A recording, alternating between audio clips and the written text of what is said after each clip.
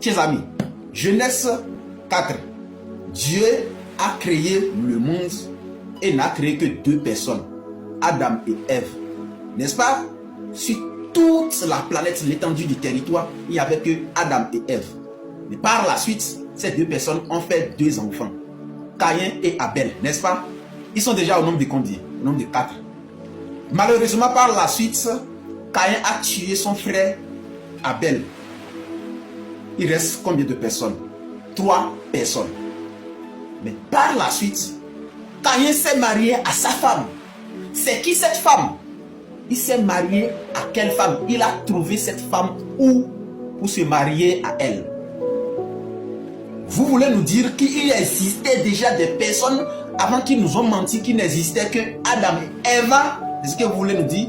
Soit Caïn a pris la femme de son père Adam. Donc, en réalité, si je veux comprendre, Caïn et son père partageaient une seule femme. Est-ce que vous voulez nous dire? Sinon, comment Caïn a trouvé sa femme? Et comment nous sommes devenus aussi nombreux sur cette terre? Le plus souvent, c'est dans la lecture qu'on fait sans prêter attention que se retrouve la réponse à nos préoccupations. On va relire le texte que tu as lu peut-être sans prêter attention. Voilà. C'est dans le texte que se trouve la réponse. Parce que quand la Bible dit, effectivement, Dieu a chassé Caïn, mais il a été chassé tout pour aller où? Un homme peut être renvoyé de son service et ne pas être chassé de sa famille. On peut chasser un homme. On peut chasser un homme du lieu de travail sans être chassé du village. On peut lui exproprier les terres qu'il cultive sans l'excommunier du village. Vous comprenez? Caïn n'a pas été chassé de la famille, mais il a été chassé de la terre qu'il cultivait. Cependant, c'est en famille, il est revenu vivre. On va lire. Genèse 4. Oui. Le verset 16. Ah. Puis Caïn s'éloigna de la face de l'Éternel. Oui. Et habita la terre de Nod. Et habita dans la terre de Nod. À l'orient d'Éden. À l'orient d'Éden. À l'orient d'Éden. Maintenant, quand Caïn il a été chassé, on connaît maintenant où il a été chassé. Mais lisons même d'abord là où le début de son déguerpissement. Il y a quelque chose de là qui est très important. Genèse 4, verset 9. Oui. Cependant, Caïn adressa la parole à son frère Abel. Oui. Mais comme ils étaient dans les champs. Comme ils étaient dans les champs. Donc ils ont quitté la famille pour aller cultiver en brousse au champ. Ils ont quitté leurs parents, ils ont quitté la maison pour aller cultiver. Puisque déjà les 2 parents ont péché, Dieu les a chassés du jardin d'Éden. Quand ils ont été chassés, c'est là-bas qu'ils ont fait enfant. Vous comprenez? Ce sont les enfants qu'ils ont fait là, qui sont allés plus tard cultiver la terre. Et c'est dans les champs qu'ils sont allés cultiver là-bas qu'il y a eu un incident mortel. Et un crime a été commis.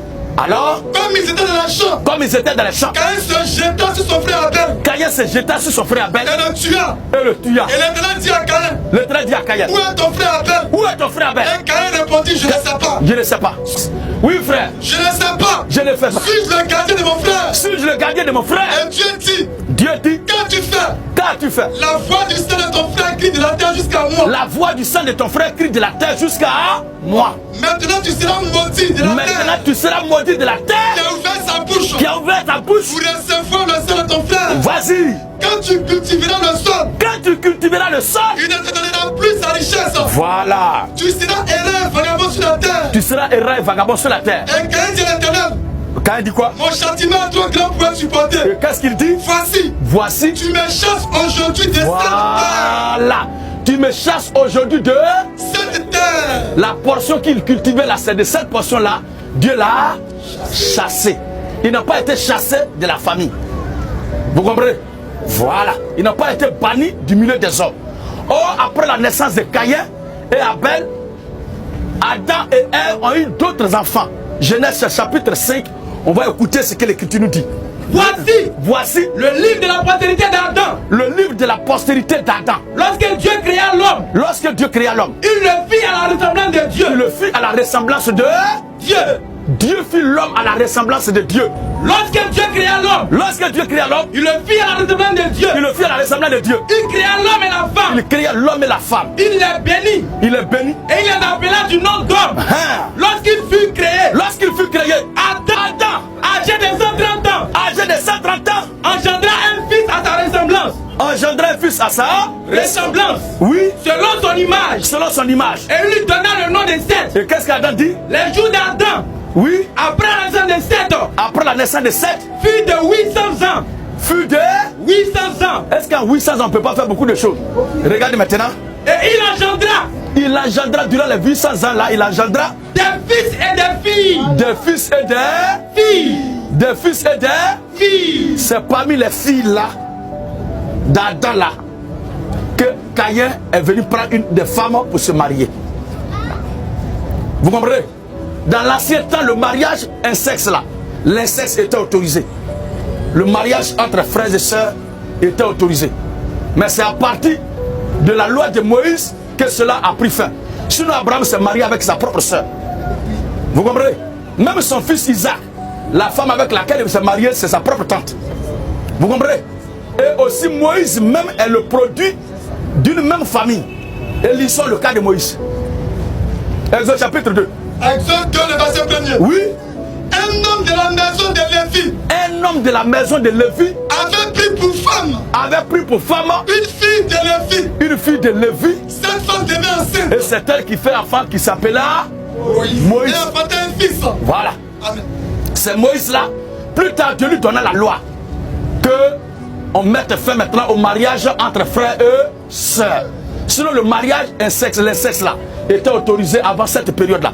Donc, Caïn a pris sa femme parmi les filles de Adam. Voici qui est clair, frère. Si quelqu'un te dit, il y avait un autre peuple qui existait au temps de Caïn et Abel et de Adam et Ève, c'est un mensonge.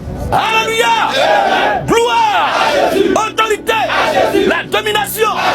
Sur ceux, pour tous ceux qui sont des dieux qui doivent hériter.